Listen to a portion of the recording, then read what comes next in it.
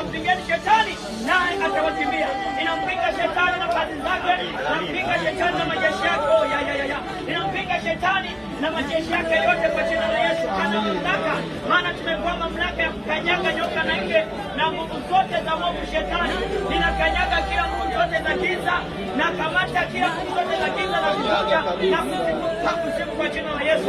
Mahali hapa kuanzia sasa uwepo wangu uwepo katika jina la Yesu. Maana imeandikwa, malaika wa Bwana hufanya kituo watu wazunguke wote wamchao na kuokoa. Na mimi Bwana nafanya kituo mahali hapa katika jina la Yesu, na kwa damu ya Yesu Kristo pale msalabani ikanene mema mahali hapa katika jina la Yesu. Mungu mwenye nguvu, Mungu mwenye uweza, asante kwa sababu wewe ni mwaminifu.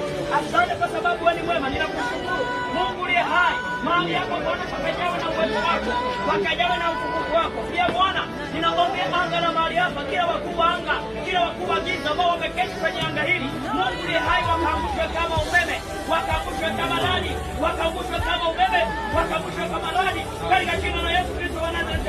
Mahali hapa Bwana nakatamkia uzima, nakatamkia baraka. Amina. Kila aliyomo mahali hapa aliyekuja na kukupendeza, Mungu kambariki, akapate wateja, akafanikiwe katika kila jambo analofanya.